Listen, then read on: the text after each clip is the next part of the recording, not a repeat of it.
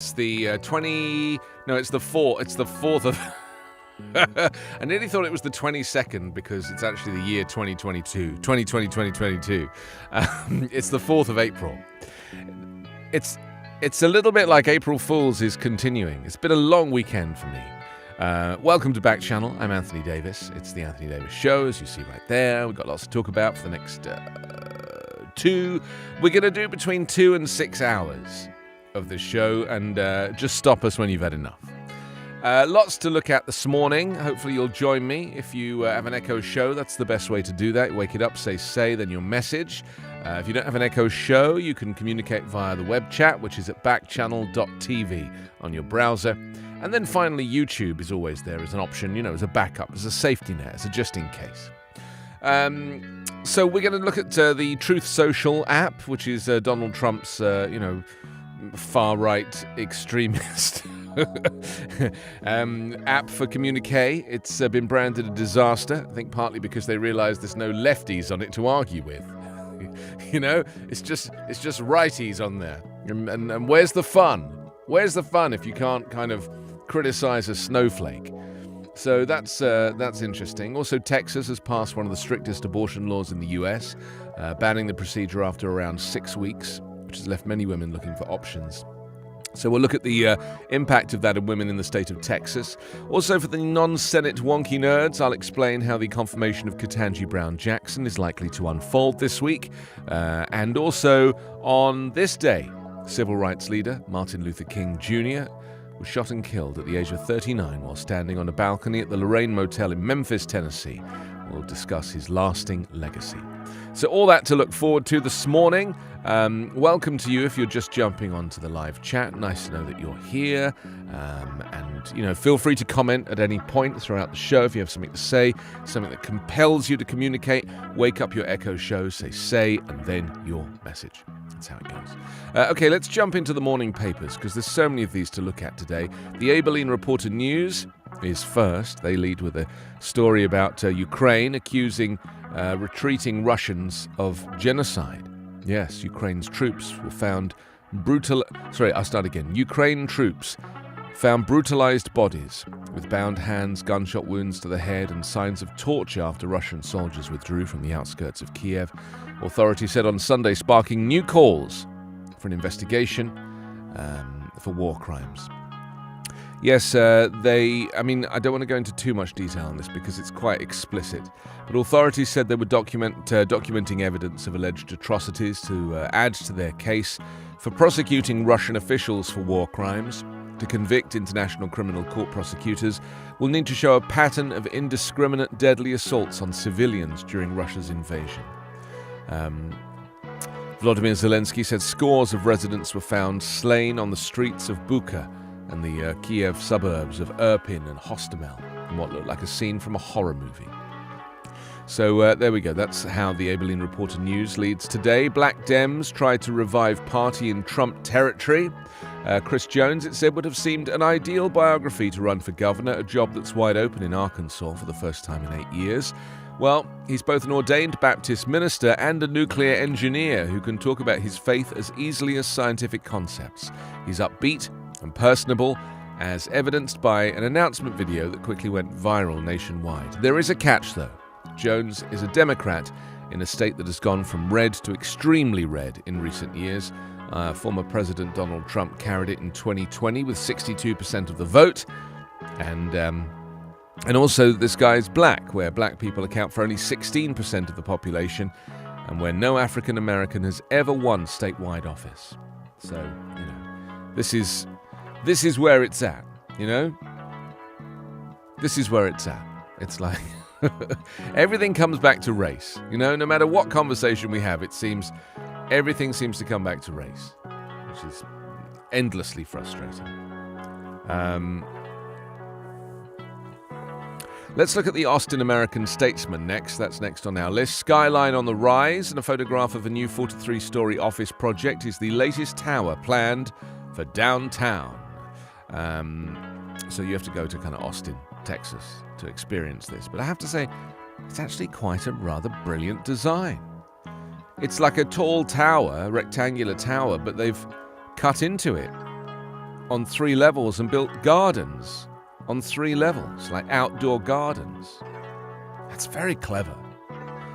I mean, and a little terrifying as well, you know. I'm a bit scared of heights. The hardest thing for me with that would be getting in the elevator. I would insist on taking the stairs, and then I would need to meet a nurse or a doctor or some kind of respiratory recovery team at the top so that they could kind of resuscitate me suitably to enjoy the view. Gaza police conflict escalates. This is when 19 Austin police officers recently surrendered on assault charges from the May 2020 social justice protest. It was the first time any of them had entered the Travis County Criminal Courthouse as a defendant. Well, it says during a months-long investigation of their use of projectiles on protesters, they had not appeared before a 12-member grand jury to share their account of why they fired the munitions. In the months leading up to the indictments and in the weeks since, 2 high-profile defense attorneys representing 8 of the officers, as well as other officers who've been indicted in the 15-month tenure of Travis County District Attorney Jose Garza, have conducted a public campaign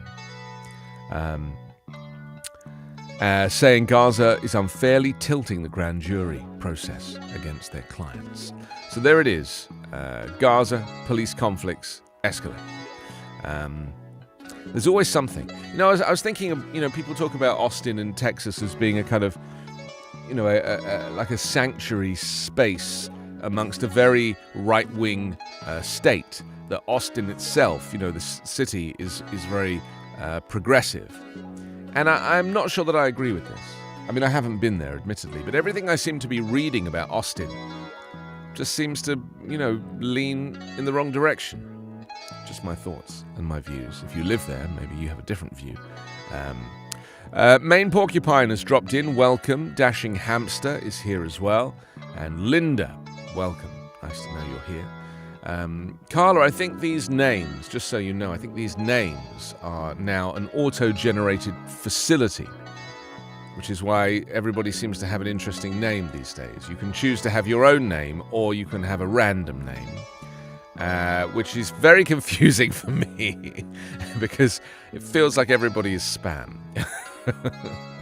So I just want you to be aware of this, because it's something I've learned in the last week or so. Program guide Students to Futures.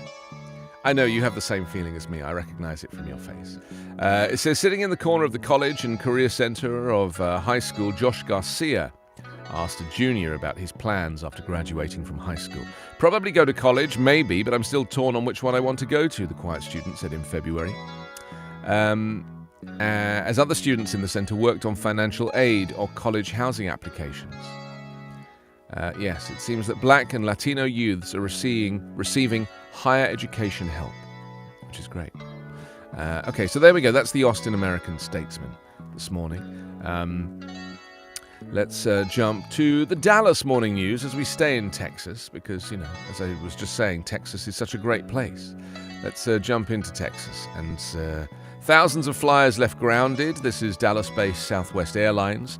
They cancelled 400 flights on Sunday as it struggled to catch up after technology and weather problems earlier in the weekend, leaving travelers stranded and looking for help nationwide. It was just the latest blunder by the airline as it tries to resolve problems that have vexed it and other carriers amid the post-pandemic travel decline and passenger levels near pre-pandemic lows.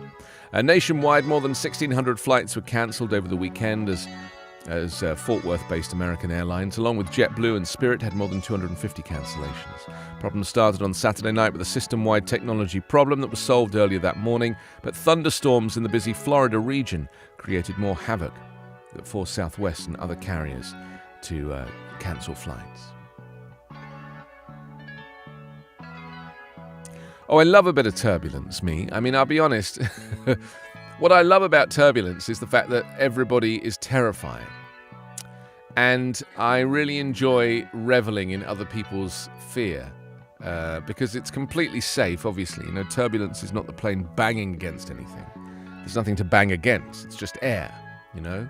And air can't hurt an aeroplane because obviously an aeroplane is stronger than air. So it will just move around a lot.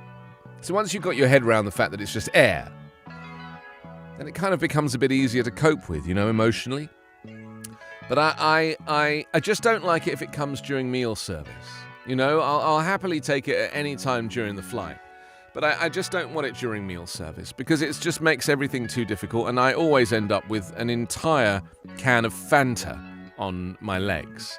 And as you know, the problem with Fanta is that it's very sticky when it dries. So never order the Fanta. That's my advice. Isn't the word Fanta ridiculous?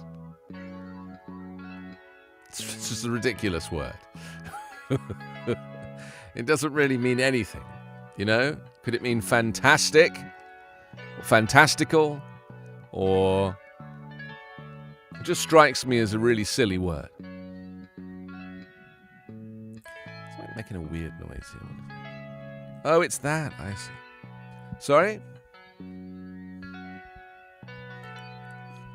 Oh, it's a German word. Fanta.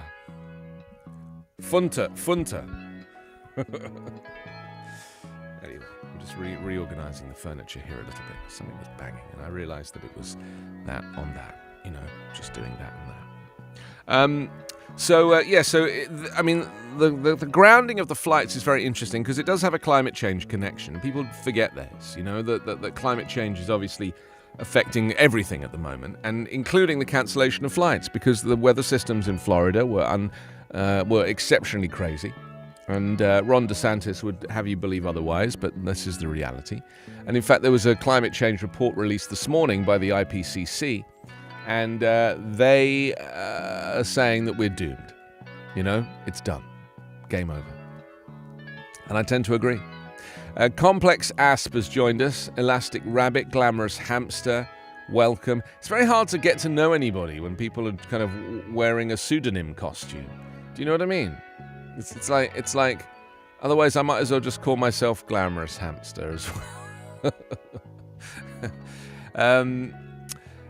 Fans flip over WrestleMania, it says. Chad Gable launched himself off the top rope during a tag team match on Sunday at WrestleMania 38 at the AT&T Stadium. A crowd of more than 156,000 attended the 2 nights of main events over the weekend. Invasion of Ukraine is the headline. This is genocide, and civilians found dead in the streets. Russia calls it a production for Western media, claiming that Ukraine has done it. Of course they haven't. It says, trying to kind of read through this because I don't want to read out anything that is too explicit because it's not necessary. But Russian Defense Ministry dismissed as provocation images appearing to show civilians' bodies lining the street after Russian forces pulled out of the area. So basically, the Russian forces decided to leave the area and just completely annihilate everybody. And you have to ask the question, what are they being told? You know, what are they being told that makes them so to lose their humanity?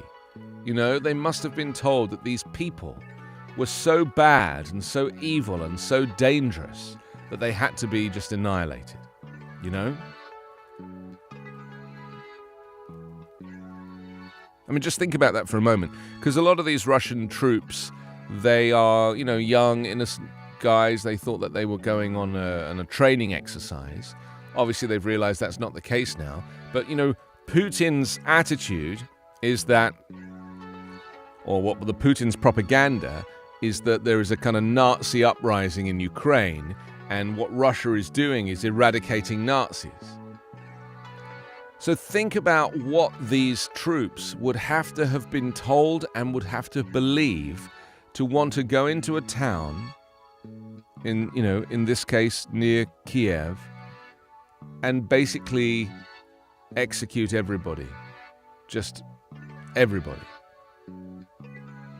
You for your humanity, because everybody's not a natural-born killer like this. I mean, I don't know how the Russian army trains their troops, but this is so completely horrific that they would have to have think that they were doing good work. You know, they would have to have thought that they were doing important business in this town of Bucha. It's just terrifying, you know? Also on the front of the Dallas Morning News, 1 killed, 11 injured at concert. Yes, 11 people remain hospitalized after a shooting on Saturday night at a concert in Oak Cliff that left a 26-year-old man dead. Officers arrived at just 11:30 p.m. At the 5000 block of Cleveland Road. Officers found a guy near a stage with a gunshot wound to his head. He was pronounced dead at the location. I mean, how is this even happening? Isn't it crazy? It's bad enough that we hear about this in Ukraine. You know, people being shot in the head and left for dead. But for it to be happening at a music concert in our own country, in Texas. I mean, this is when you put these two things side by side, you really get a sense of the humanity of this whole thing, you know? Or maybe the lack of humanity. Okay, next up is can COVID hike risk of stroke is the headline. Shunda Williams was recovering from COVID pneumonia in the hospital at Texas Health Presbyterian Dallas last year, still requiring oxygen when she realized she couldn't manage her fork. My hand kept doing this, sitting recently in her Dallas apartment, holding up her right hand and abruptly letting it drop. She said, I had no control over it. After several tests, including magnetic resonance imaging, a physician told Williams that she'd experienced 10 mini-strokes. While there's no way to know for sure, the physician believed the virus had contributed, along with possibly her other medical conditions, including diabetes.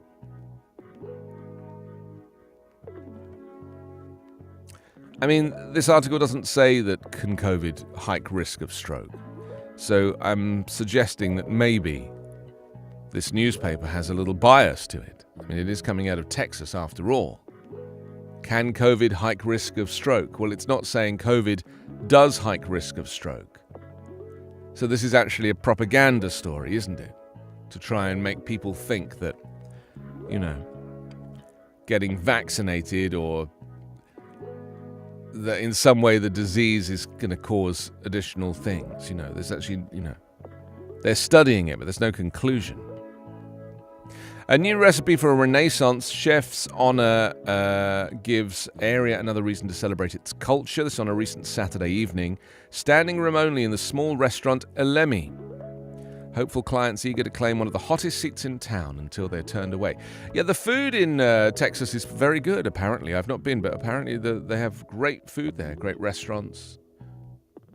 Tex-Mex, obviously. There used to be a restaurant called Tex-Mex in London that I would go to a lot. Do you remember it? It was on Gloucester Road. And it had, it was so slightly racist. It had a Native American man standing outside. I mean, he was a statue, but he was like, you know, painted. And he stood outside. I'm sure he's been removed now. It's a little inappropriate these days. But I used to love going to that restaurant. It was a good restaurant. It was my earliest experience of Tex-Mex.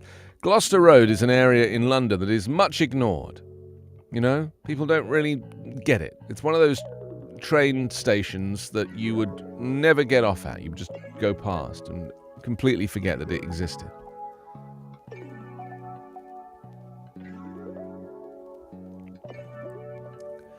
Stacey, have you had a decent Tex-Mex of late? Are you a fan of your local cuisine? Or do you prefer something a little more Italian? She says, yes, we have great food here in Texas. You should come on down. Well, I would love to, actually. Although I have a new rule, which is I don't go anywhere. Although I have just booked a trip to London. So, Carla, maybe you and I should meet for a cup of tea. Because I'm coming to London on the 1st of June. Right? It's quite a lot, isn't it? That's quite a lot. Yeah, I've just booked a flight. I don't know if I'm going to go yet, but I've booked a flight. Well, yeah, I know it's huge. But I haven't quite come to terms with it yet. I'm still thinking about it. You know? Still thinking about whether I'm happy about it. You know? There's a whole list of reasons why I need to go, but I don't really want to go. Stella's in Texas. She's just dropped in as well. Welcome. Stacey says you should come down to Texas and hang out with me for lunch hour. Well, maybe I could do the show from your house, you know? I mean, it's an option. All those lunches, yes, the macaroni cheese. Carla, I'm going to be doing the show from your house. I'm going to have to stay with you because I don't have anywhere to stay. And I'm not paying for a hotel. Okay, what else do we have? Oh, the San Antonio Express News. Yes, Stacey, this show is becoming a kind of bespoke, it's like a bespoke show now, isn't it?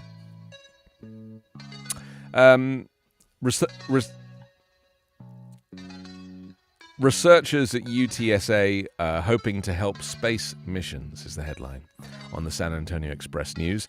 It says Aaron Morrison wants to know if moon settlers in the near future can use rocks that litter the lunar surface to build base camps, roads and landing and launch pads. It says the postdoctoral fellow in Earth and Planetary Sciences at the University of Texas at San Antonio is studying grey volcanic basalt, which is similar to rocks found on the moon. Among other things, he also wants to know how much heat it would take to smelt them. His aim is to learn how we could use those as a construction material. Construction with moon rock? Are you crazy? It'll just turn to dust.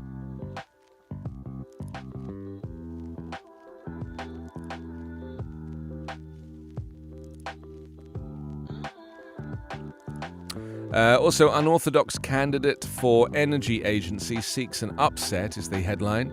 It was another day of campaigning and Sarah Stokener was already in a feud. No, I do not have a problem with old white guys, she said, bristling at the radio host on the line. The 37-year-old lawyer, Republican candidate for the Texas Railroad Commission, was seated on cushioned lawn furniture outside a brewery in Houston. It was raining. She rolled her eyes and clutched the phone. I said, my dad's an old white guy, but he doesn't understand why I got up on the pump jack. This is very American for me to understand what any of this means. This really is like, this is like another language. You know, I mean, I do my best, but this is like over my head. And I said, well, that's because I don't have $1 million. I can't buy people's attention.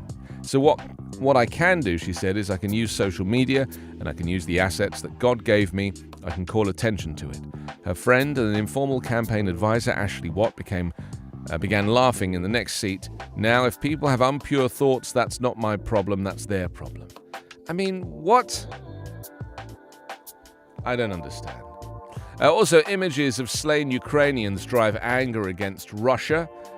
This is, again, that story out of Bucha in Ukraine, bodies that have been found scattered all over the city on the outskirts of Kiev after Russian soldiers withdrew from the area.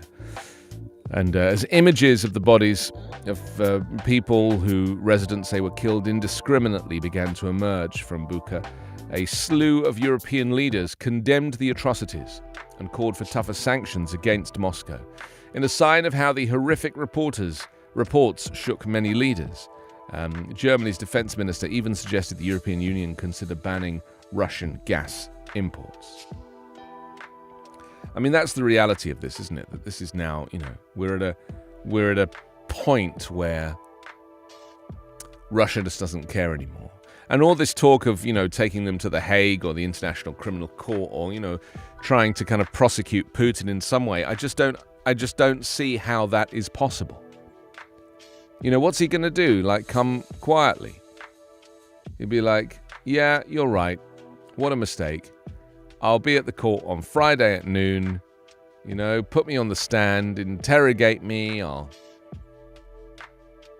It's just not going to happen. The guy doesn't recognize anything outside of Russia. You know, he's claiming that Ukraine committed these atrocities, which is impossible. It's actually impossible. So, you know, the guy's gone rogue. It's the same way that Donald Trump went rogue, you know, and started shooting at his own people during protests. You know, he's just gone rogue.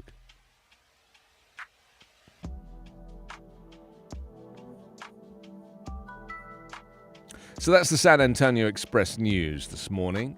So let's just jump into your messages. Oh, Audrey's joined us. Hello, Audrey. Welcome.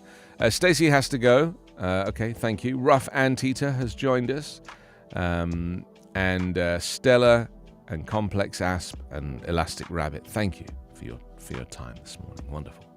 Okay, let's jump on the next newspaper on this pile. We have a whole pile of newspapers here. It's the St. Lucie News Tribune. From leukemia fights to case of puppy love is the headline. With cancer in remission, teen gets her wish in Port St. Lucie. And this is a girl who wanted a puppy, and she's finally got one. She wanted one since she was 8, and she's now 13. Homes still flying off the market despite low inventory in St. Lucie. A small increase in active single-family home listings last month in Martin and St. Lucie counties may have contributed to the uptick in closed sales after the entire Treasure Coast saw its largest dip in the real estate market in January. Yeah, I mean, everything's on the rise now, you know. Here where I live, you just can't get anything. It's crazy. And rents are so bad. I helped my sister buy a car yesterday. The car that she bought, I know the car very well because I have the same car. It's an electric car. It was worth around $9,000 to $10,000. That's how much the car was worth that she bought. What she ended up paying for it, because of the new pricing, because of this chip shortage and the shortage of used cars, was nearly double. She paid nearly double for a 8-year-old car. She paid nearly $20,000 for an 8-year-old car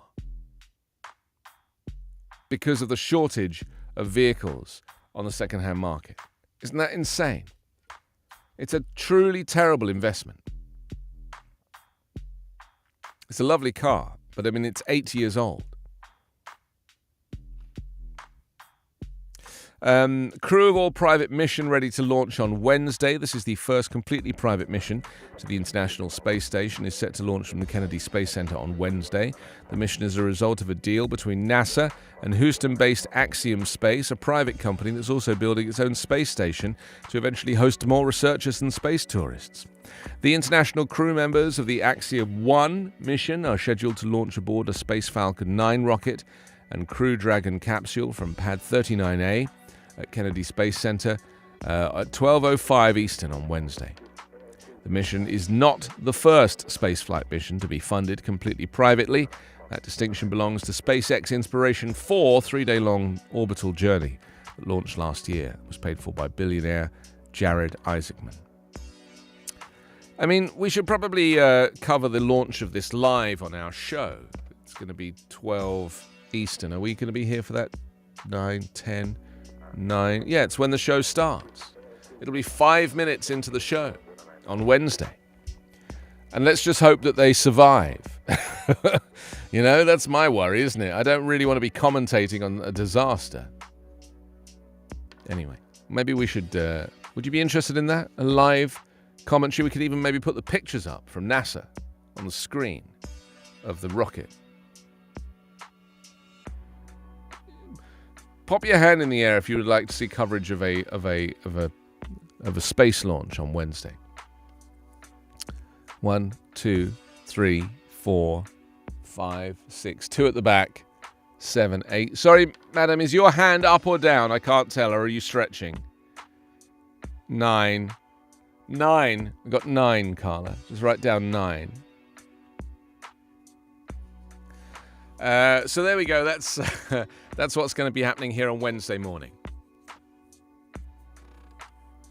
The coverage of Axiom teaming up on their flight's mission to the space station. The space station that was vacated by the American on the Russian ship the other day, and they landed safely in Kazakhstan. Everybody was worried that because of the war, the Russians would be like, "We're not bringing your men back." But fortunately, they did. I mean, that was a genuine worry. Can you imagine being the American astronaut relying on a Russian space rocket to bring you back to Earth?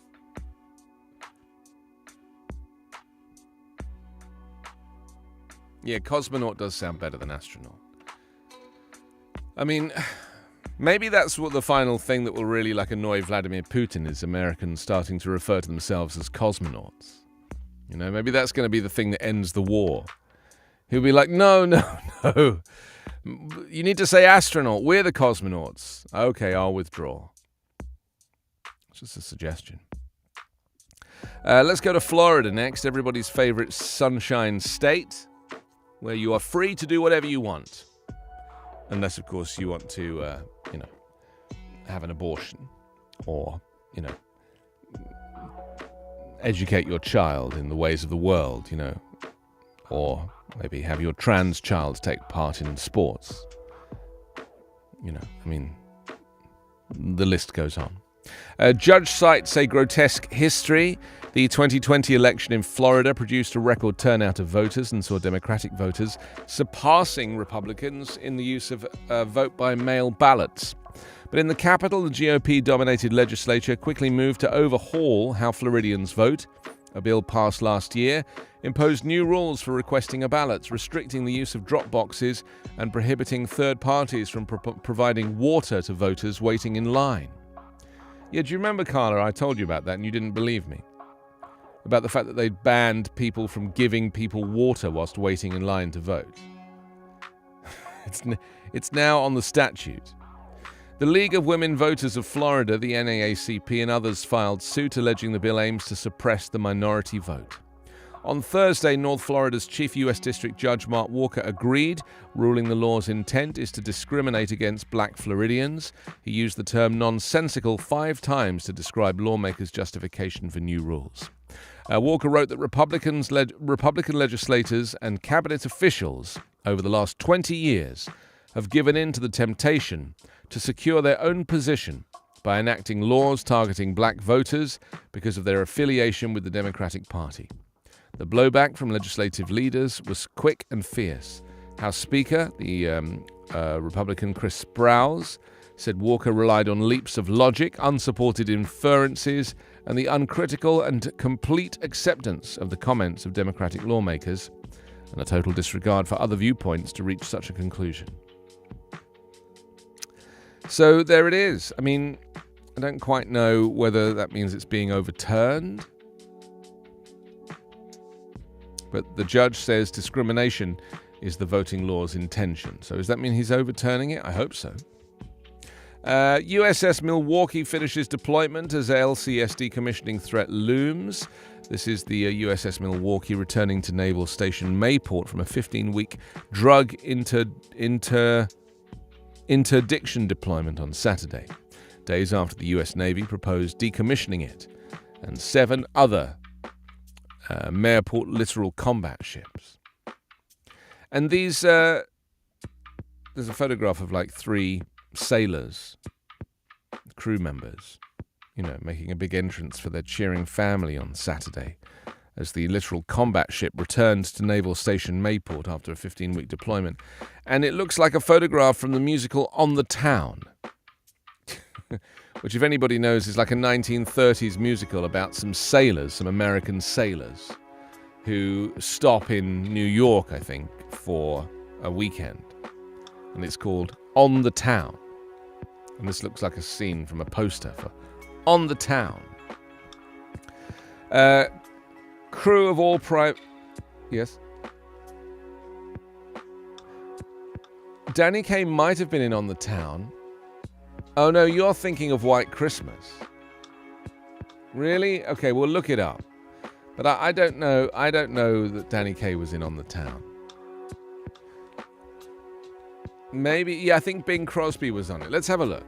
On the Town. 1949. Gene Kelly, Frank Sinatra, Betty Garrett, and Ann Miller. 3 sailors wreaking havoc. I love the synopsis. 3 sailors wreak havoc as they search for love during a whirlwind 24-hour leave in New York City. Yeah. No, I knew Danny Kaye wasn't in it because you're thinking of White Christmas because he was in that with Gene Kelly. Do you remember? I'm a big Danny Kaye fan, by the way. A lot of people don't really know who Danny Kaye is anymore, But the guy is, I mean, what's your, if you had to think of Danny Kaye, what's your reference for Danny Kaye? I mean, like, what movies spring to mind for you, Carla?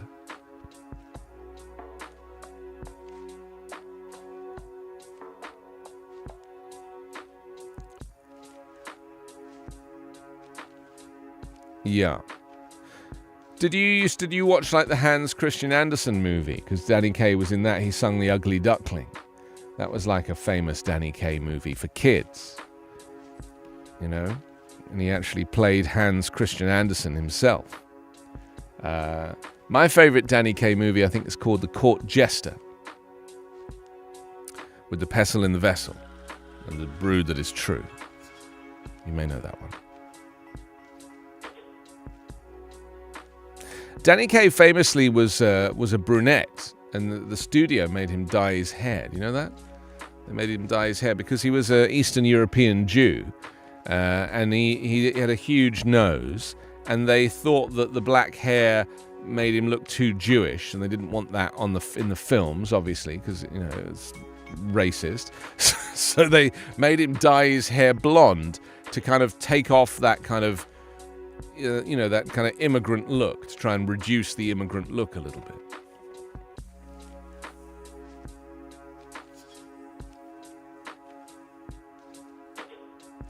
Really? Presley was blonde? I know there's a new Elvis Presley movie that's about to come out. I think Baz Luhrmann might have directed it. I think it's just called Elvis. It does look very good. Stella says, how are you? Pretty good, thank you, Stella. Appreciate that. Welcome. Nice to see you. Let's go to the... what's next? What's next on the old... My thing's gone crazy. Here we go. The Journal, Gazette and Times Courier for Illinois. They lead this morning with being prepared. Illinois National Guard unveils cybersecurity training range. They often go to the range, especially during drill weekends, to train in tasks ranging from physical fitness to navigation and weapons qualification. Well, this year, members will add another task to their list of training requirements, cybersecurity. Yes, they said, we've seen cyber attacks throughout our nation. We read about them every day, and we're looking for each way that we might be able to assure that we're prepared and ready. So there we go. It's the old National Guard. Their joint cyber range was announced on Saturday at the Air National Guard's 183rd Air Wing in Springfield. Pandemic took toll on teens. This is a new study. It says more than 4 in 10 U.S. high school students said they felt persistently sad or hopeless during the pandemic, according to new government findings. Several medical groups have warned that pandemic isolation from school closures and lack of social gatherings has taken a toll on young people's mental health. This really gives us the evidence to say with certainty that the pandemic was incredibly disruptive for young people and their families. The report last week was based on anonymous online surveys of about 7,700 public and private school students from 128 schools during the first 6 months of 2021. So, yes, that's how that goes. That's the Journal Gazette Times Courier. The Palladium now, let's jump on that. Palladium item for Richmond, Indiana. Touting progress is the headline with midterm elections looming. Joe Biden is struggling to get credit for a recovering economy. Administration officials have advised Biden to spotlight his achievements. Yes, since he took office last year, job growth has been vigorous. The unemployment rate has fallen to 3.6%, and there's been a record wage gain of 5.6%. With Americans facing consumer prices that have risen at 7.9% annually, there is discontent in Biden's work. Do you know something I found really interesting? I was talking to my Trump-supporting racist landlord yesterday, and he said to me that employment is through the floor. And he said it's terrible. He said under Trump, black employment was the best it's ever been. And I was like, that's not true. And he says, it is. And I just realized that they don't even require any data anymore. They just say it, So if you watch Fox, they just the unemployment rate is a disaster now. And it really isn't. Unemployment is at a better rate now than it's been in over 40 years. And yet they just say that it's the opposite. There's no desire to even look at the facts. They just say anything now. And people like my landlord, they believe it. They just believe it. Zero truth. It's almost like we're living in this post-truth world now, aren't we? I mean, truth is irrelevant. It's just got nothing to do with anything. Why bother? Why do you even need the truth? And I also think this is something that happened with Trump. Like, once you say something out loud that is a lie, and you get away with it, you're kind of like, well, that was easy. I can just do that whenever I want. And then you just tell more lies. And I feel like this is how like Trump has turned into this kind of gigantic, this kind of terrifying creature, is that he basically now is become a pastiche of himself. No one questioned him when he lied, so he just kept lying. The media didn't say that's not true, so he kept lying. People around him didn't question him. They were like, yeah, if you say so, Mr. President. Yes, sir, no, sir, Mr. President. And if there's no pushback, then why would he stop lying? There's no reason to. There's just no pushback. So it doesn't matter to him. It's not an issue for him. Just keep lying. Okay, next newspaper. We're getting through these, and then we're going to get onto some other interesting subjects.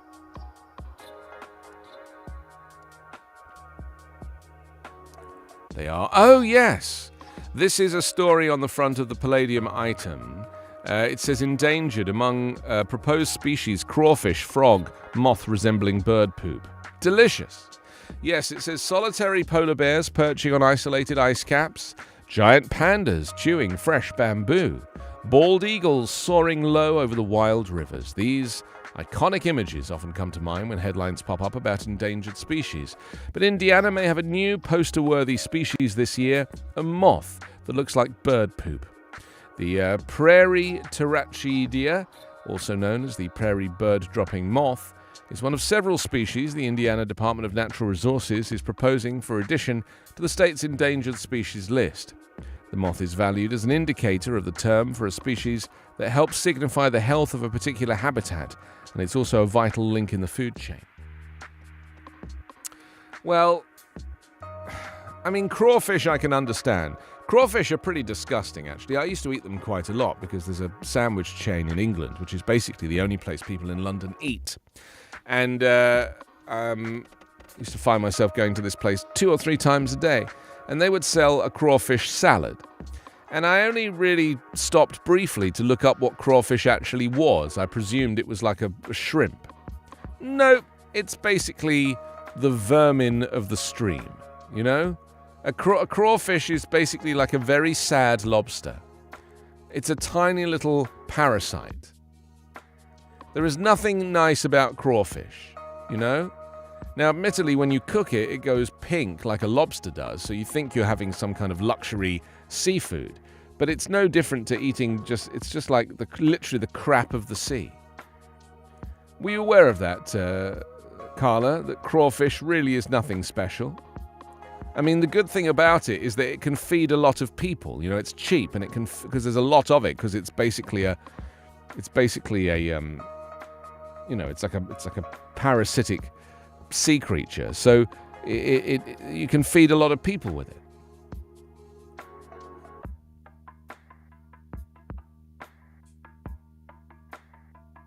Yeah, same thing.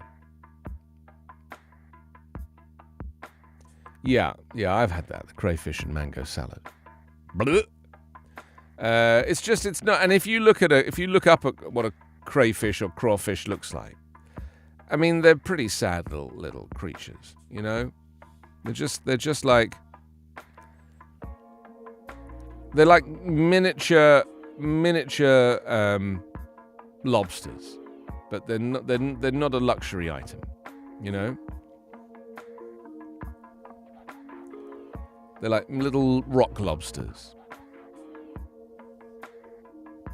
They're freshwater crustaceans, resembling small lobsters.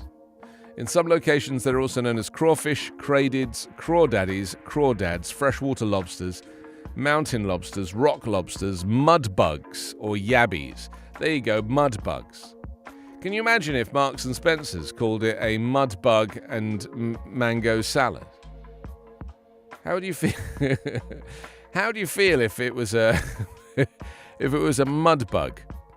You know? I mean, some people like it. I don't get it.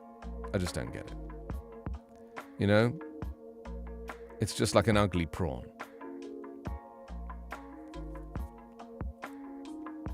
Who knew?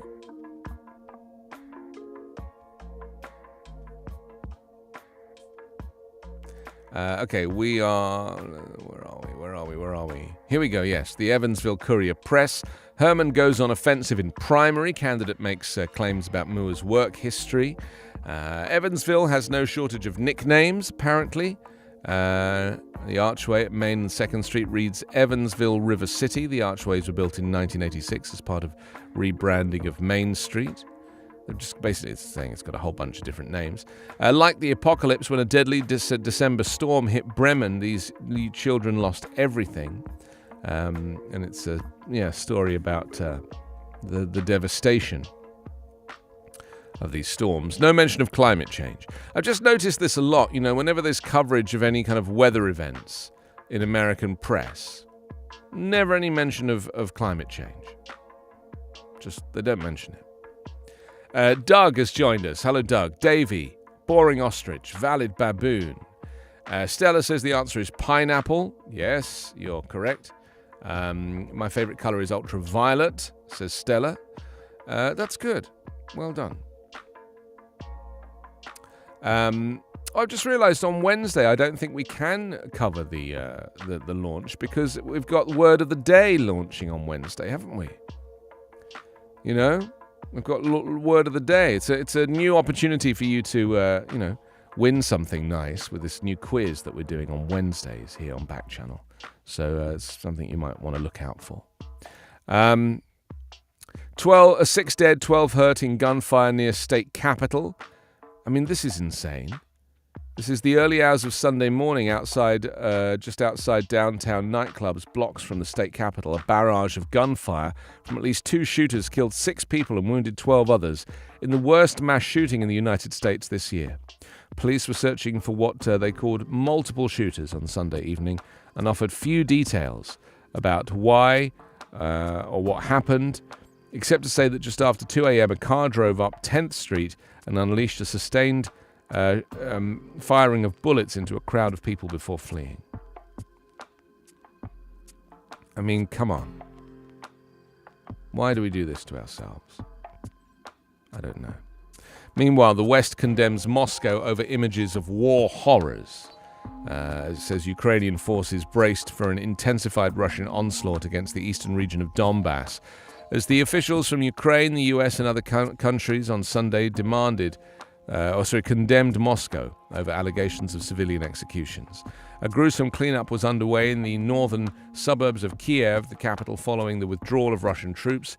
Ukrainian soldiers were removing bodies from streets, homes, and other sites in the town of Bucha and Irpin, which had been recently occupied by Russian forces.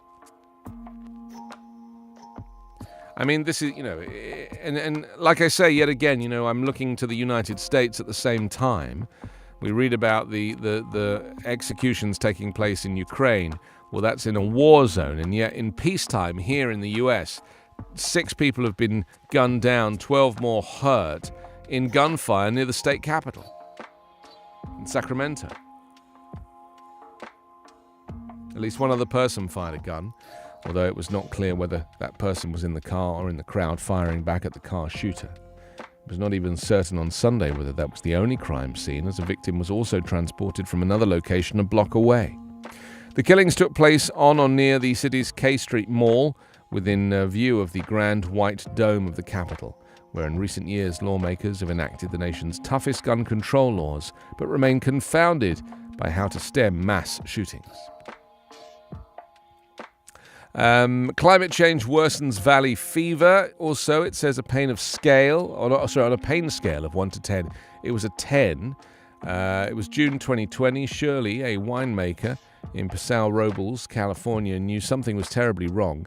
He was going about his daily business when he doubled over with severe abdominal pain and 103-degree fever. A doctor in the emergency room told him his left lung had collapsed. But what aided Shirley, now 50, wasn't COVID-19, it was valley fever, officially known as COKI. Valley fever is a fungal infection that's transmitted in dust. In the United States, it's mostly plagued humans and animals in Arizona and California's San Joaquin Valley, where the illness was first described as San Joaquin Valley fever more than a century ago. I mean, if you're not going to die of being shot at in a crowd, you have to then get valley fever because you're ingesting dust. Where's the good news? I'm just looking for the good news. Where's the good news? Well, here's the good news. How a San Francisco official became a lightning rod for the progressive prosecutor movement. Chisa Boudin and Lorenzo Charles became friends during monthly visits to their mothers in a maximum security prison. Lorenzo's mother was behind bars for a relatively minor drug offense. Kathy Boudin, a leader of the radical Weather Underground, was doing 20 years to life for her role in as an unarmed getaway driver in a robbery near New York City that ended with 3 dead. Well, when a 6-year-old Chisa screamed at his mother for abandoning him as an infant, Lorenzo calmed him. When Chisa refused to do her homework, his mother urged him to emulate Lorenzo and a student who lived with his grandmother in a tough Brooklyn neighborhood. Chelsea lived in Chicago with his adopted family of activist intellectuals. And with their support, he channeled his anger into achievement. He lost touch with Lorenzo in his first semester at Yale. Chisa received a letter from his father, in prison for his role in the Brinks robbery. He'd met Lorenzo on his cell block doing time for burglary. It's a story so central to Boudin's life that he tells it over and over, always with the same last line. For Lorenzo, the odds played out. Yes, this is how a San Francisco official became a lightning rod for the progressive prosecutor movement. ADA, back on defense. See? It's like a rags to riches story. Can be done. Metro feels pain of homelessness crisis. This is at the entrance to a downtown subway station. Tracy Helms sits on the ground burning the hanging threads on her jeans with a lighter to kill time. It's 3 a.m. and she's nearly her and a dozen other homeless people linger in the subterranean vestibule waiting for the gates to open and the first trains to come. Yes, this is why so many people are sleeping rough on the metro. So there we go. That's the LA Times for you today, which is full of, terrifying but very essential stories on this Monday. It's April 4th, by the way. Finally, the San Diego Union Tribune, also the same photograph that has led on a few of the newspapers by Rodrigo for the Rodrigo ABD of the Associated Press. And an image of soldiers walking among destroyed Russian tanks in Bucha, in the outskirts of Kiev, Ukraine on Sunday. Ukrainian troops are finding brutalized bodies and destruction in the Kiev suburbs, sparking new calls for a war crimes probe and sanctions against Russia. So there we go. Russians under attack is the headline.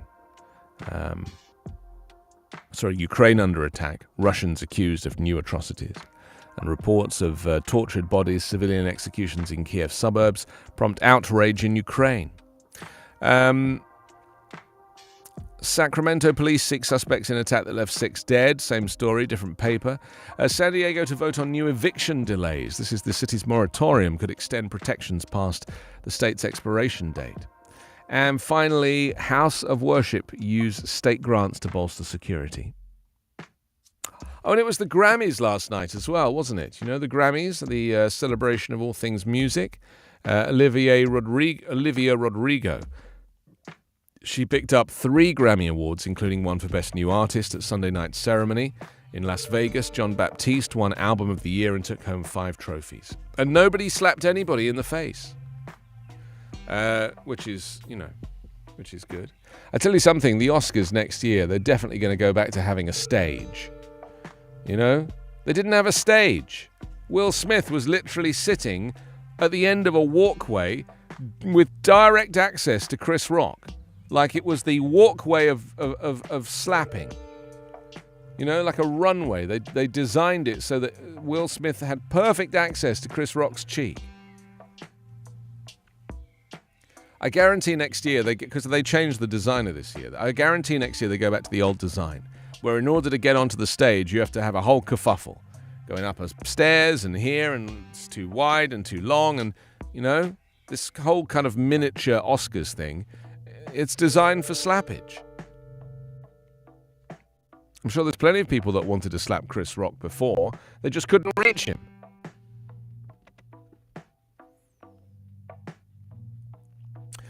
Carla, you missed all this fun when you were away. Did you keep in touch with any of the news while you were away, or did you switch everything off?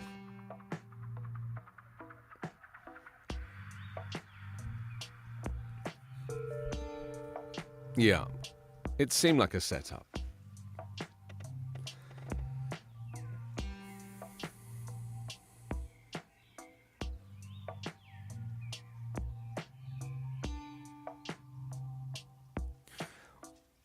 Well, yeah, I mean, the reality is both of them are mentally ill, you know. I mean, Chris Rock apparently is on the spectrum and has a problem in social situations, kind of telling the difference between what is acceptable and unacceptable.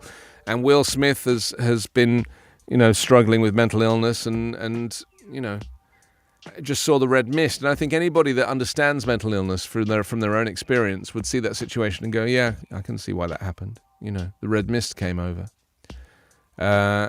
It was just an unfortunate set of circumstances. Should we do the US news update now, seeing as it's 10 o'clock Pacific, and let people know what's happening across the United States? This is a little podcast that I do every day to keep you informed and amused, and you can download it wherever you get your podcasts. Anyway, here it is.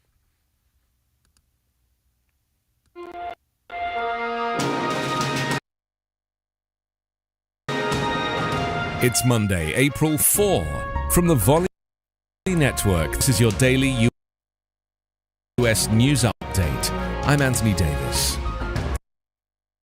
The congressional panel investigating the January 6 attack on the US Capitol by former President Donald Trump's supporters is aiming to hold public hearings on their findings in May. US Representative Jamie Raskin said on Sunday. The Select Committee has conducted hundreds of interviews in its investigation of the attack, which came as lawmakers inside the Capitol were poised to certify Trump's defeat in the November 2020 presidential election. What we're looking for is the connections between the inside political coup and the violent insurrection, and I do feel confident we're going to be able to tell that story, Raskin said. Meanwhile, Trump's son-in-law, Jared Kushner, testified to the committee on Thursday. The panel also expects to speak to Ivanka Trump, Kushner's wife, and Trump's older daughter. The panel voted unanimously on Monday to seek contempt of Congress charges against Peter Navarro, a former trade advisor to Trump, and Dan Scavino, who was a Trump deputy chief of staff. Raskin said the committee continues to scrutinize a 7-hour gap in White House records of Trump phone calls the day of the deadly attack. Meanwhile, the coronavirus pandemic's grip on the US job market notably loosened in March, 2 years after a state of emergency was declared, as the number of people homebound by COVID-19 concerns hit a new low and fewer people were having to work remotely. All in all, the government's benchmark monthly payroll report showed that by several metrics, the US job market had all but recovered from the devastating hit delivered in the first 2 months of the pandemic, when 22 million people were thrown out of work.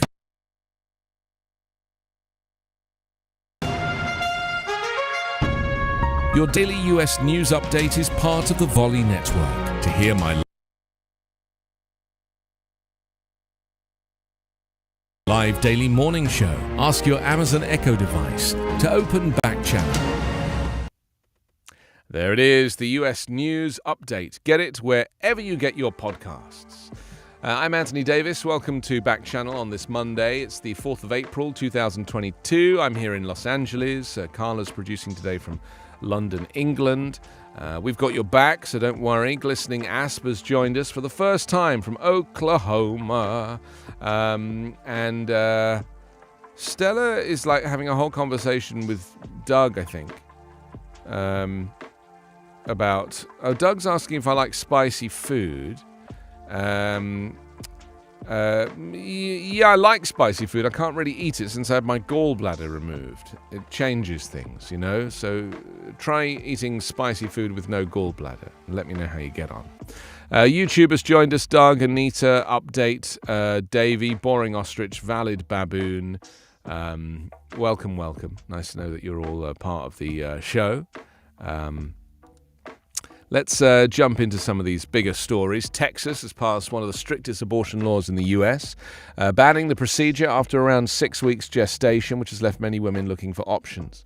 Do you know how they've done this? They've basically found this piece of medical equipment that can detect electrical activity in the heart area as young as 6 weeks, and that's what they're using as leverage to claim that the baby is alive, you know? And that it can detect a heartbeat. It's not a heartbeat. You know, there is no heartbeat at 6 weeks. And so, but because they've got this tool, you know, this piece of medical equipment that can detect electrical activity in that area, they're claiming that the babies have life at that point and have a heartbeat. And it's simply not true. All the clinicians will tell you that a baby at that age is not viable.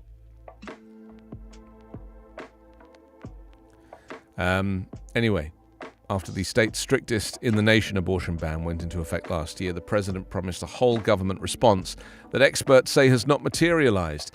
Yes, when Texas abortion providers met with Vice President Kamala Harris last September to discuss ways the federal administration might be able to help Texans struggling under a near-total abortion ban, they felt hopeful and heard. Seated in the Eisenhower Executive Office building just days after a Texas law banning abortion after around 6 weeks went into effect, providers offered Harris a slate of ideas for mitigating the crisis, although federal law largely bars providing federal funding for abortion care. Providers were optimistic that the administration could find creative ways to support Texas. Well, that doesn't seem to have materialized, does it? You know, this is the reality, and this is what drives me mad about Biden, is that, you know, it's all talk and very little action. He doesn't seem to have much support. The government thought they could send federal disaster funds to abortion-seeking patients who are forced to venture out of state to help with childcare, lodging and travel, and to abortion clinics in Texas which are operating at low capacity and are fearful about their continued survival. Well, more outside the box, the White House could dispatch Navy medical ships to the Gulf Coast and allow providers to treat patients in international waters that could be exempt from state law, or even hire abortion providers as federal employees, which could provide immunity from lawsuits by private citizens under Texas's new abortion law.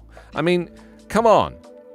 Let's just think for a second how abnormal all of this is. The idea that the federal government would have to send a warship so that women could access their essential health care in international waters. It's ridiculous. And this is all because of white, male, old men basically making these decisions about women's bodies without even consulting them. You know? It's just for votes. It's a disgrace that this is happening and that the president can't do anything about it. Senate Bill 8 took effect last September, prohibits abortion once embryonic cardiac activity is detected, which typically occurs around 6 weeks before many women even know they're pregnant. It amounts to a near-total ban for the overwhelming majority of abortion-seeking Texans. It also defers enforcement to private citizens rather than the state, empowering vigilantes to sue providers or anyone who aids or abets abortions for damages of at least $10,000. I mean, no one's actually tried this yet, have they? So maybe the answer here is just to get on with it and do it anyway. And just hope that you don't get sued. And if you do, it'll probably get thrown out in the court. The providers who traveled to D.C. stressed to Harris the urgency to act, given the law's immediate consequences should there not be some type of intervention. However, 7 months later, providers have yet to see any of the ideas they discussed attempted. They say the federal government has done little to assist in what they consider to be a public health crisis. Kamala Harris has really dropped the ball, hasn't she?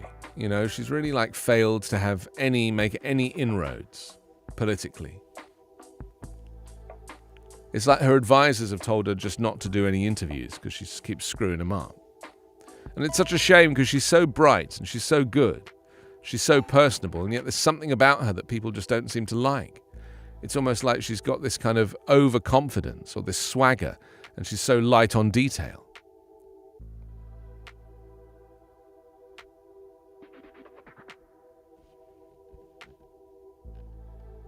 Biden asked the Department of Health and Human Services and the Department of Justice to see what steps the national government could take to insulate women and providers. The DOJ subsequently filed suit against Texas to block the law. However, in December, the U.S. Supreme Court dismissed the federal government's legal challenge, finding it did not have standing and it was improvidently granted. Well, that's because the Supreme Court is stacked with conservatives. Talking of which, you may have heard that in October, Donald Trump announced he was planning to launch a revolutionary technology company. He said, "I created Truth Social to stand up to the tyranny of big tech.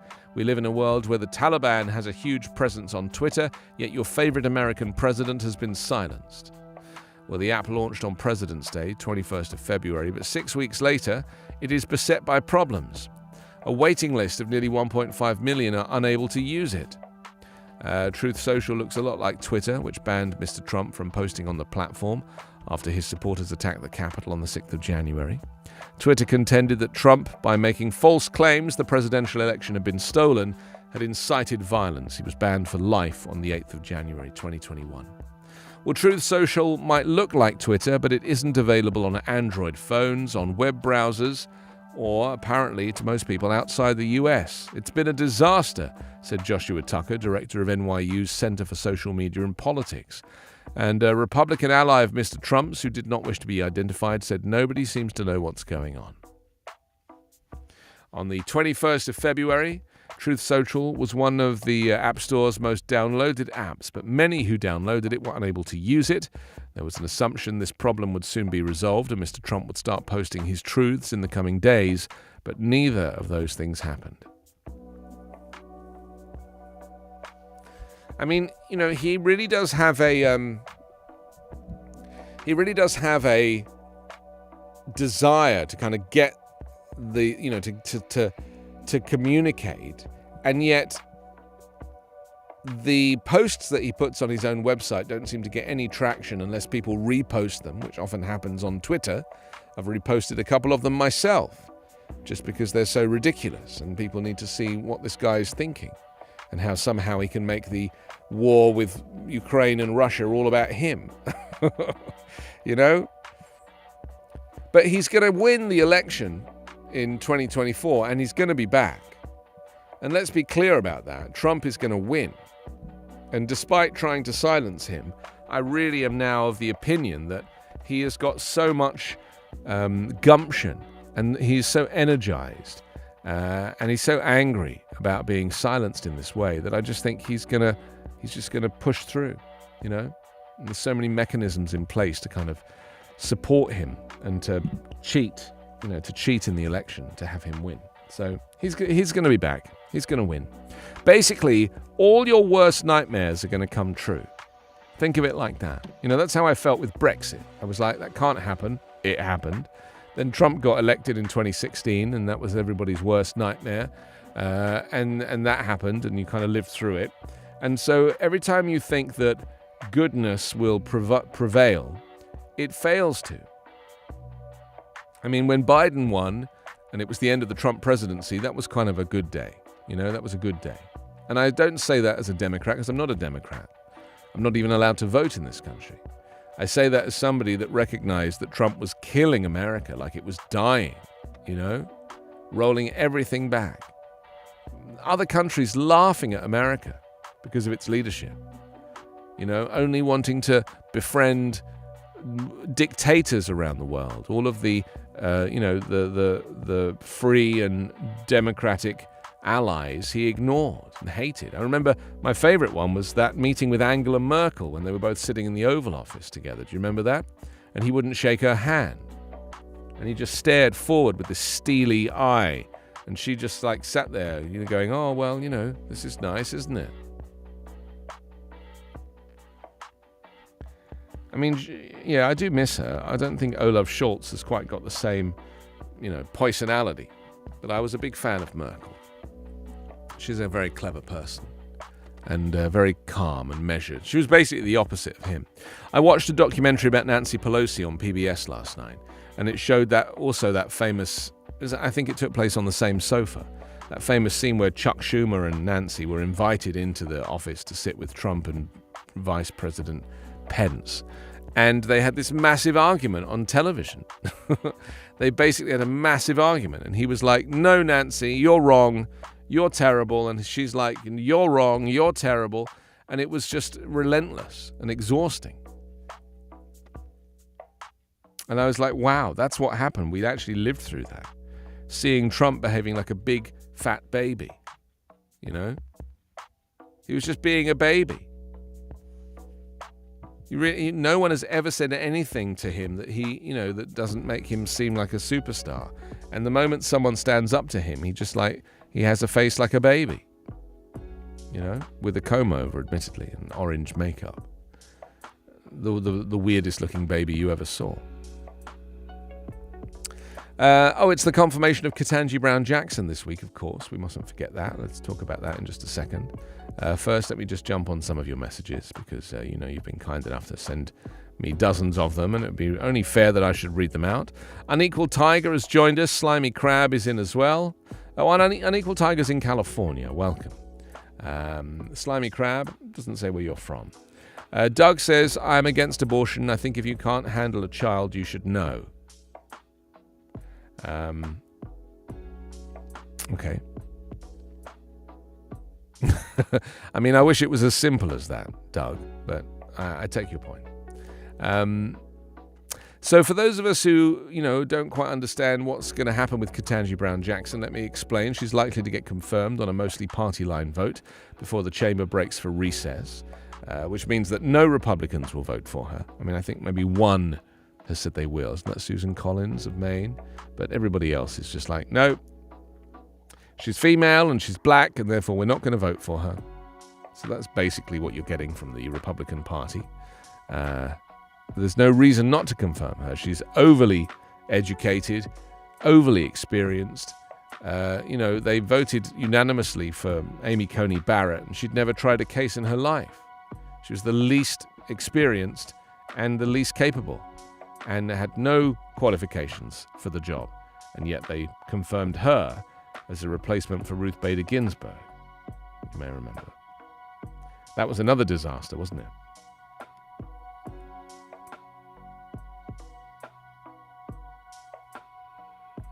Oh, we can actually do the coverage of the word of the thing. We've just had an email saying that word of the day is going to be delayed, so we can cover the launch. Isn't that exciting? We can cover the launch of the space rocket. It's going to be fine.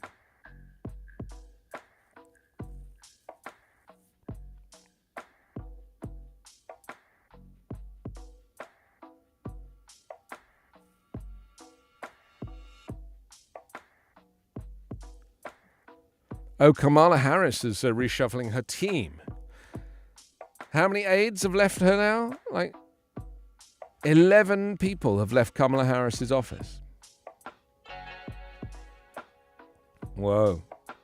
I'm also slightly worried about Jen Psaki. I don't know if you heard the rumor about Jen Psaki, who's this wonderful, she's the White House press secretary. Apparently she's going to be leaving to be a host on MSNBC. Which is a shame because she's really good at her job, and I understand it's difficult, and she's got kids, and she has to have a life, and they probably made her a huge offer that she can't refuse. But it's still frustrating because she hasn't been in the job for 2 years, and she's really good at it.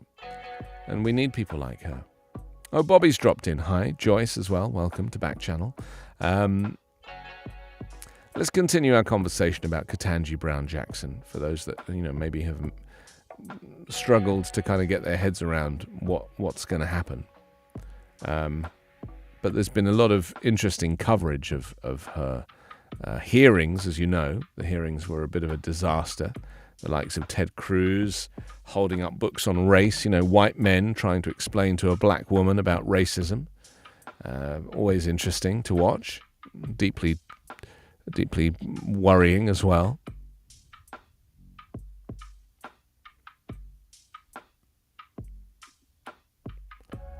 Some nice tunes in the background here. So today the Judiciary Committee is going to meet, or I think they already started to meet, to consider her nomination. Barring some real surprise, they're going to deadlock. We've going to look through what is going to happen in the preceding days.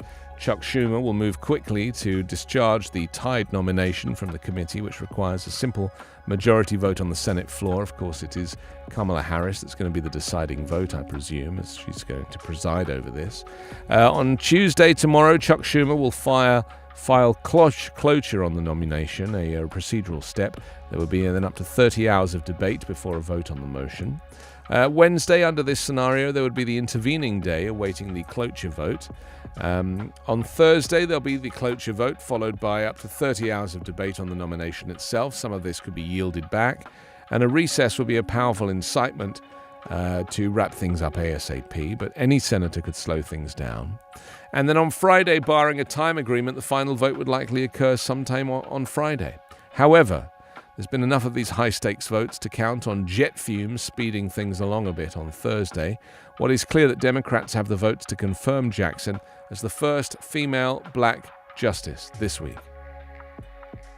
Ron Klein, who's the White House Chief of Staff, said, "What I know is she will get enough votes to get confirmed." So she'll be the first black female Supreme Court justice. So, this is it's so weird to me, because it's like things in America happen in tiny, tiny increments. There'll never be any kind of radical change. It's tiny, tiny increments. The machine that is, the public, the civil service, it just moves so slowly here. I mean, it moves slowly in most countries, but here particularly, it's very interesting to me. But I'm really pleased that, she's going through I'm pleased that she's being, she'll ascend to the court. I haven't been pleased with the hearings. I thought that was a terrible display of racism. And now these debates are just going to do more of the same. What are they even going to talk about? And they're not even debates. A debate is where two people go back and forth and have a conversation, and that doesn't happen in the Senate or Congress. People make a bunch of statements, and that's about it. It's 10:23 here on the West Coast. It's 1:23 Eastern. You have me until 11 or 2, and then your pal Hal is here on Backchannel. I'm Anthony Davis. Let's continue the conversation. We also want to talk about Martin Luther King, don't we? Because he was assassinated on this day 54 years ago, which is... it's... the thing that concerns me, and the reason I'm stalling, is because, we're having exactly the same conversations now, 54 years later, that he was having then. Like, nothing has changed. The civil rights movement, the execution of black people by the police, the lynching of black people by white supremacists in the case of Ahmaud Arbery. It's like nothing has changed. I mean, something must have changed, but I don't know what. I haven't worked it out yet. So on April 4th, 1968, civil rights leader Martin Luther King Jr. was shot at the age of 39 and killed while standing on a balcony of the Lorraine Motel in Memphis, Tennessee. His slaying was followed by a wave of rioting in Washington, and Baltimore and Chicago were among the cities particularly hit hard. James Earl Ray later pleaded guilty to assassinating King, then spent the rest of his life claiming he'd been the victim of a setup. In the history of any great people, sometimes there is a singular moment that so sums up that struggle and challenges the hearts of people of both the time and this moment, becomes one that is both historical and mythical, you know?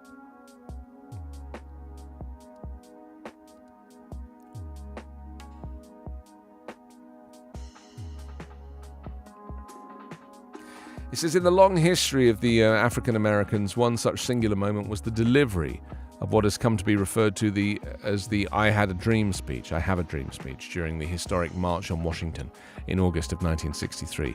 There are many things about the speech that are so poetic that the text of the speech has become one of the great historic texts of the nation's history, as well as black history. And that is why virtually any schoolchild can recite the most stirring words from the speech, which are, and so even though we face the difficulties of today and tomorrow, I still have a dream. It is a dream deeply rooted in the American dream. I have a dream that one day this nation will rise up and live out the true meaning of its creed. We hold these truths to be self-evident, that all men are created equal. I have a dream that my 4 little children will one day live in a nation where they will not be judged by the color of their skin, but by the content of their character. And what is most striking about the text, if you read the entire text, is hope. You know, it's a wonderful tradition for every family to read the speech, perhaps on Martin Luther King's birthday, which is now a global holiday. Dr. King called upon his people to look up and to look with hope toward tomorrow. But more than that, he called on all people to work together toward a shared hope, a hope of fulfilling the dream that he discusses with such passion in his words. So they say the setting for the speech was on the steps of the Lincoln Memorial, within view of Congress, the reflecting pool in the White House on the National Mall, in the center of Washington, D.C. Dr. King called it hallowed ground, reflecting his deep reverence and respect for the icons of this country and his deep love of country, which too comes through in his speech. There it is.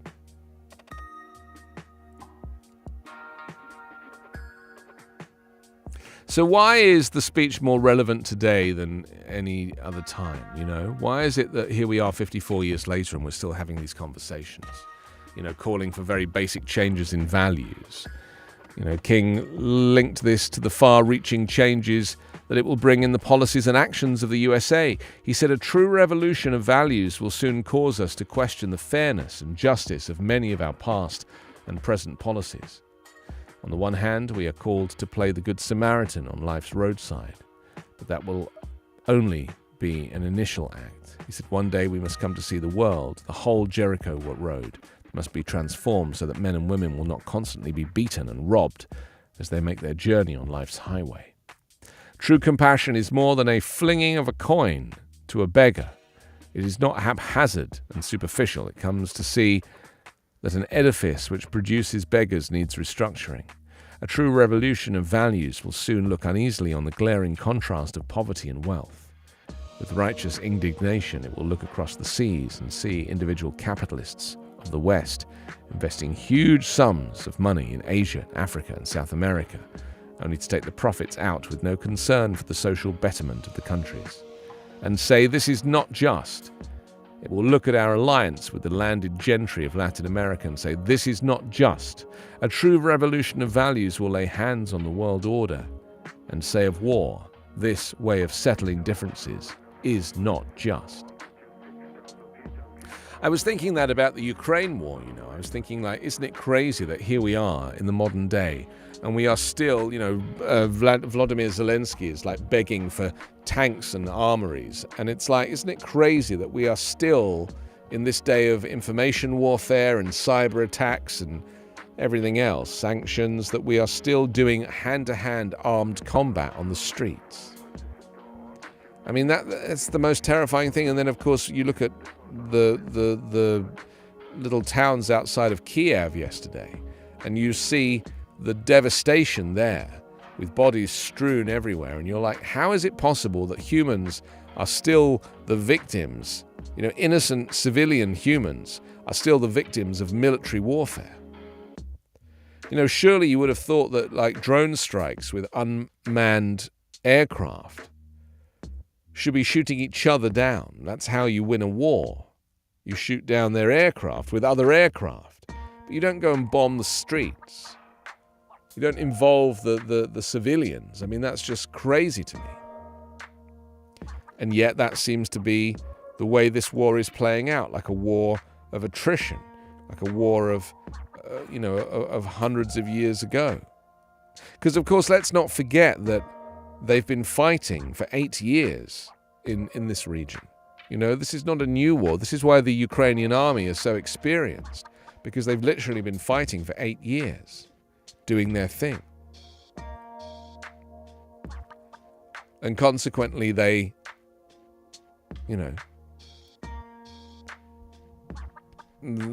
are effectively well practiced, unlike the Russians. So Martin Luther King was not just asking to end war, but in addition, he was also asking for ending all policy measures which promoted injustice and advanced the interests of US business at the cost of poor people of other countries. He was also linking US wars with the promotion of unjust, oppressive regimes and systems in other countries. He said further that he was equally concerned about the physical, mental, and emotional injury and harm suffered by US soldiers, as they could easily see and understand after some time that he had been sent to fight a highly unjust war.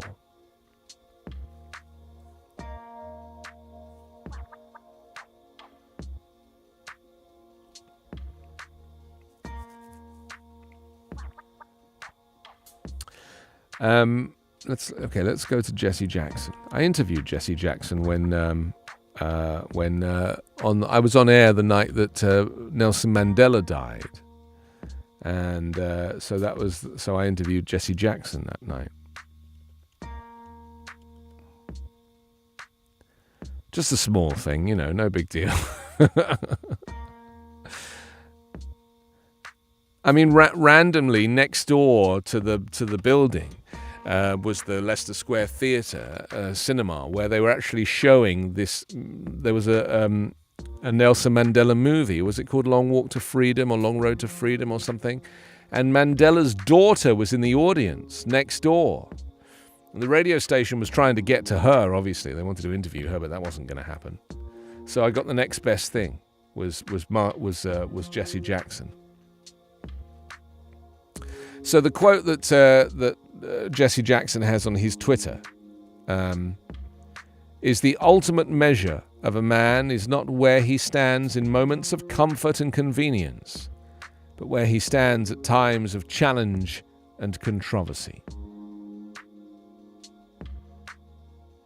And a photograph of Martin Luther King talking into a Shure Unidyne 3. I know my microphones.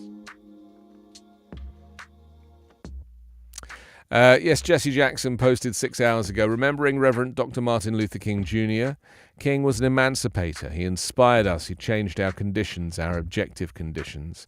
He is a universal frame for reference for moral authority, the global frame of reference for non-violent justice and social change.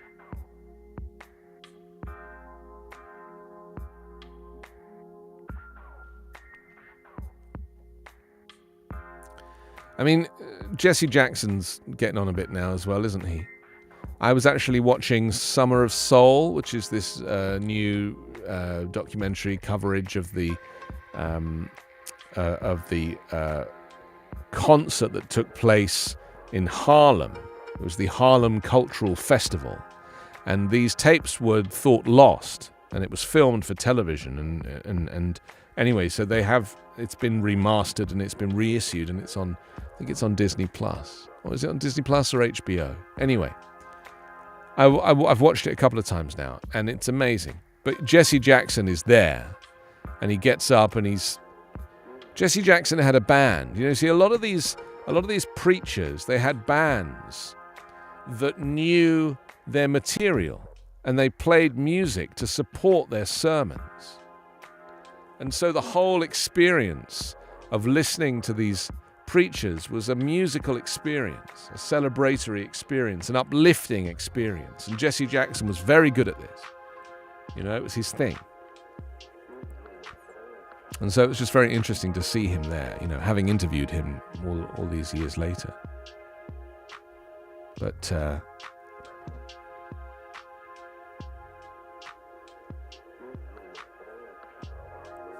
Oh, what, the Summer of Soul? I would recommend it enormously. It's such a wonderful thing to see. I mean, you'll see like a very young Stevie Wonder. You'll see Gladys Knight. You'll see Mavis Staples. You'll see some of these, artists at the very beginning of their careers. Even Fifth Dimension, who people thought was a white band, and it was a black band doing like what sounded like white music. The guy from The Temptations, the really tall guy, who sung My Girl. I mean, it really, really, really good. Oh, it was beautiful. But the best thing about Summer of Soul is watching the audience, seeing little black children like at their first concert. This was a free concert, so like they're packed in there, and they've come for the whole day, and they've got snacks in little containers, and they're just camping out, like watching the show. And there was no money for lighting, so the designer of the set had to have it face the sun. So the stage is kind of in the wrong place, but otherwise it just wouldn't be lit and you wouldn't be able to see anybody. Some very interesting stuff came out of that. But it was just a very inspiring weekend, the Harlem Cultural Festival. And to see these people there playing this festival, they didn't realize how important it was and what a kind of turning point it was. Just to have black people celebrate their blackness and their culture through music. And really the only white person on the stage was the New York City mayor.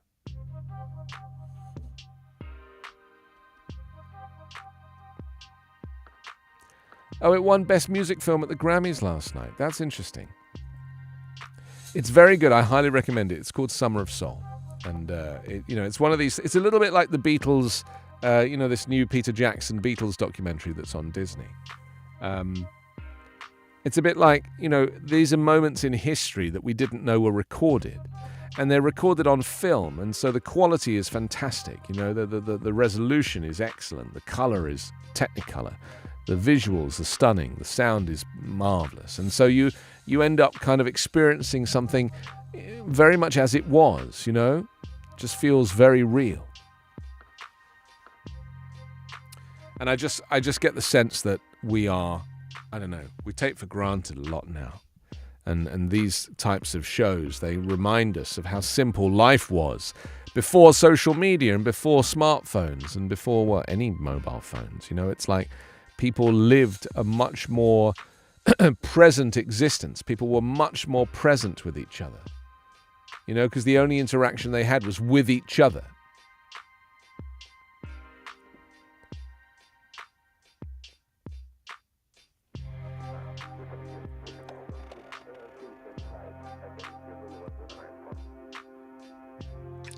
Jimmy Fallon. Oh, Questlove is the musical director on Jimmy Fallon, and he produced Summer of Soul as a documentary. That's interesting. Really interesting. The Reverend Jesse Jackson has obviously is celebrating and remembering Martin Luther King Jr., who was, obviously on this day was the day that he was assassinated 54 years ago. It was April 4th, 1968. And so we've been talking a little bit about his, life and just remembering him in this kind of interesting way.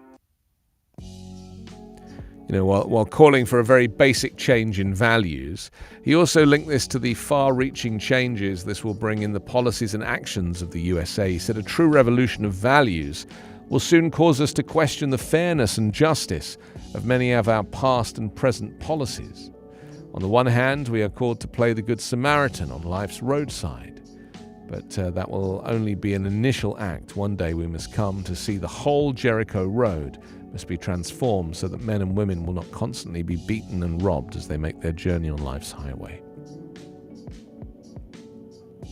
So Martin Luther King was not just asking to end war, but in addition he was asking for ending all policy measures which promoted injustice and advanced the interests of US business at the cost of poor people of other countries. He was also linking US war with the promotion of unjust, oppressive regimes and systems in other countries. He said further that he was equally concerned about the physical, mental and emotional injury that harm suffered by US soldiers. as they could easily see and understand after some time they'd been sent to fight a highly unjust war.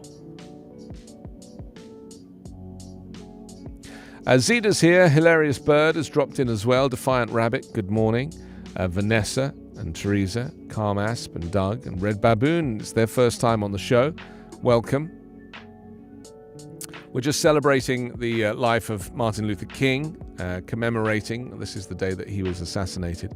And so we're kind of looking back on the words that he said and the impact that he had and how life really has not changed in the intervening 54 years, you know, and how the race protests now, you know, in the wake of the death of, or the execution, I should say, of Breonna Taylor and the execution of George Floyd. You know, these movements have had such a significant impact, but mainly as a reminder of, like, the fact that nothing has changed. You know, that's the thing that worries me the most. Like, it's a reminder that nothing has changed. How do we get to that? I know it's as confusing to me as it is to you.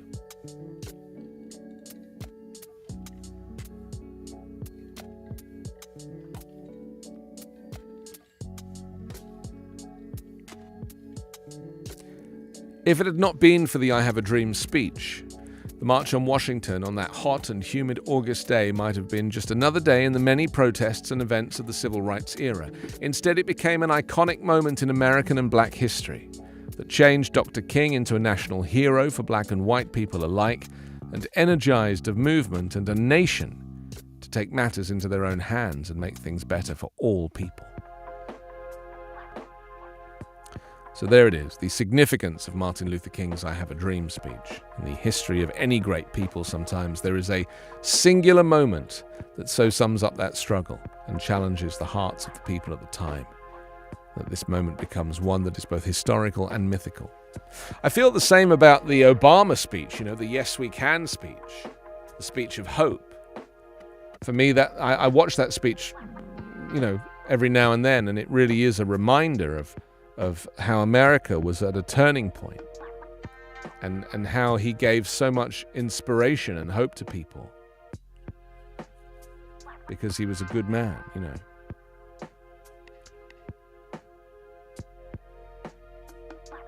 And yet, you know, so much of what he did was then undone by the Trump administration.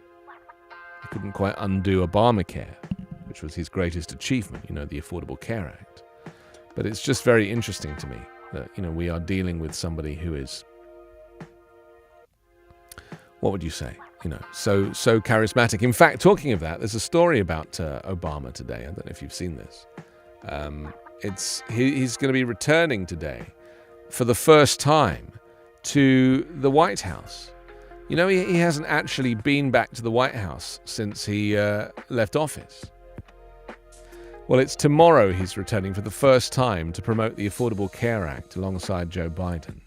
The celebration of the 2010 healthcare overhaul will be the first joint appearance since they attended events commemorating the 20th anniversary of the September 11th attacks at Ground Zero in New York last fall.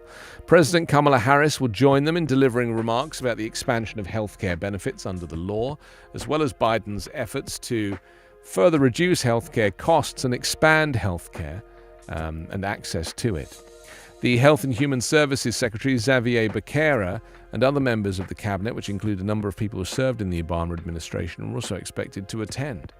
It's going to mark Biden and Obama's first appearance in Washington since Biden was inaugurated in 2021 in January. Biden, we did this together, said Obama. We talked about how if we could get the principle of universal coverage established, we could then build on it, Obama said. I mean, the fact that the Republicans were trying to overturn the Affordable Care Act, I mean, it just, you know, it's so depressing. I don't want to be depressed by this. I kind of, you know, I feel like it's just this kind of opposition to anything. It's like they literally don't want anything to get done, ever. You know, less is more. Small government. And the problem with small government is that's only fine if you're wealthy. If you're wealthy and you can afford to live and have a life and navigate and negotiate the crazy world, then that's fine, have a small government. But people are poor. In fact, I'd say everyone is poor now, There's just this small percentage at the very top who are very, very wealthy, and everybody else is living on poverty wages. And now that the cost of living has gone up so much, it's causing a greater divide, Meanwhile, President Volodymyr Zelensky today visited the town of Bucha, the suburb northwest of Kiev, after the discovery of mass graves following the withdrawal of Russian forces there. Ukrainian officials have asked the International Criminal Court to investigate evidence of possible Russian war crimes there. Germany said it's not possible to cut off the Russian gas supply. We need some time, according to the finance minister there.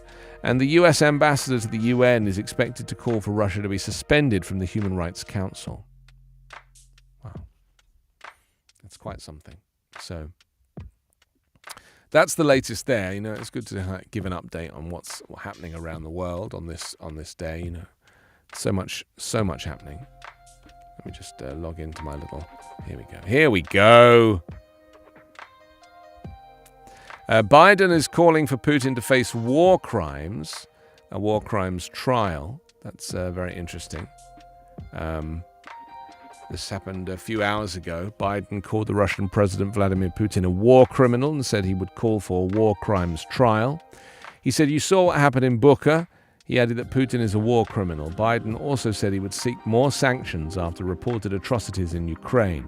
But his comments to reporters did not go as far as calling the actions genocide. He said, "We have to continue to provide Ukraine with weapons that they need to continue the fight, and we have to gather all the details so this can be have a war crimes trial," Biden said, according to remarks posted by the Associated Press. Biden lashed out at Putin as brutal. He said, "What's happening in Bucha is outrageous and everyone sees it." Well, in a separate move, a senior U.S. defense official informed Reuters that the U.S. believed Russia had repositioned about 2/3 of its forces from around Kiev, with many of them consolidating in Belarus. They anticipate they'll be redirected to the east of Ukraine, but that is not yet confirmed. My feeling is they want to take the Donbass, and they'll want to segregate it, and they'll want to create their own kind of Soviet state of Donbass. And have a boundary, some kind of border, and create an east and a west as they like to, have done previously. That's kind of my feeling. The UK Foreign Secretary Liz Truss has called for Russia to be expelled from the UN Human Rights Council, but no one listens to her, so that's kind of okay. She really is the most benign foreign secretary that the UK's ever had. It's a shame, though, because you want to have a strong female in that role, ideally. And I just don't think she is a strong female. She's like a female who is acting strong, but is not actually strong. You can just really see her vulnerability. She just emotionally, she's just not up to it, And it's a shame because it's such an important job, but you can just see right through her. Who was it that she met with recently who called her a bit of a joke? Do you remember she went and did a press conference like 2 weeks ago with somebody? Was it with Putin? It might have even been with Putin, or maybe it was with Sergei Lavrov. It was with Sergei Lavrov. But he basically just completely saw through her and just annihilated her and said that she wasn't a serious person and that she wasn't, serious with her negotiation. And now Prosecutor General Erna Venediktova says the atrocities in Borodyanka are set to overshadow those committed in Bucha.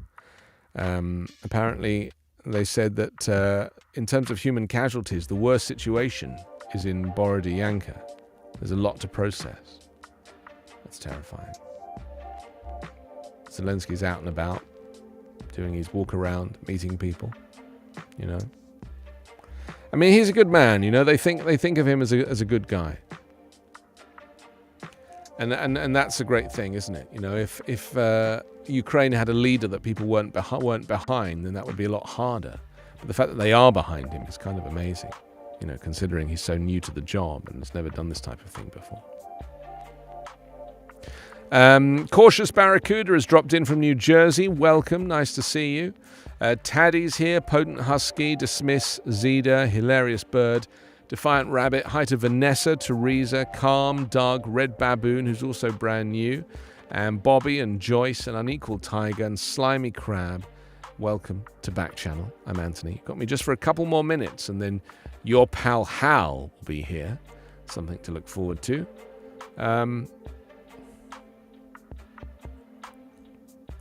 Go back to my little update here.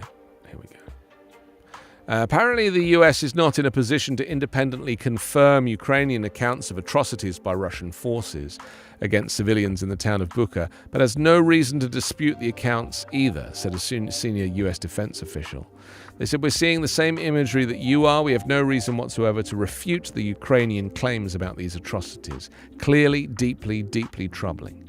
And they said the Pentagon can't independently and single-handedly confirm, but we're also not in any position to refute the claims.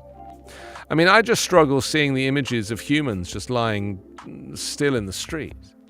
That's really the worst part of it, seeing people, in their shoes or their hands or their clothes, just like regular people who 1 minute were walking along. You can just about process it if it's people in military fatigues or in camouflage who have been, shot and killed and lying in the roadside because that's their job. As much as it sounds terrible to say it, that is their job. But to see just regular civvies, people in civilian clothing, carrying bags of shopping, gunned down where they were walking, and just lying in the street, that is really the worst of this. And that's what we're seeing here in this town, in several towns, on the outskirts of Kiev. So anyway, that's a nice positive way to end the show, isn't it? What a lovely, lovely, joyful thing to think about. Love the work.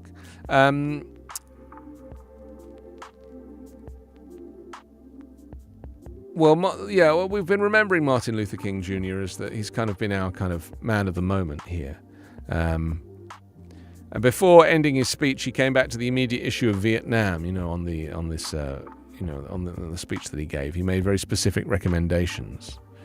But the speech was an open call for revolutionary changes in the USA, and its role in the world, as well as a non-violent resistance movement, was taken very seriously by the military intelligence industrial establishment. Excuse me. Several actions were initiated against Martin Luther King. There were some violent attacks and finally the assassinations, we know. Well, today, Martin Luther King is honored in several ways in the USA, but it's very important to remember also what kind of significant changes he was trying to bring in the USA, and how these changes are also very important for other parts of the world as well. So there we go. Remembering Martin Luther King and why his historic speech is relevant even today, 55 years later, one of the most courageous speeches ever made. And a final quote from him is, "Faith is taking the first step, even when you don't see the whole staircase." There it is. I'll leave you with that. Thank you for joining me today. My thanks to Carla and to you, especially if you've been on the show and if you've messaged and joined in and spoken to your Echo show in a very polite fashion. Hal is next, your pal Hal. I'll come back tomorrow morning at 9 a.m. Pacific. Have a really good Monday. Bye for now.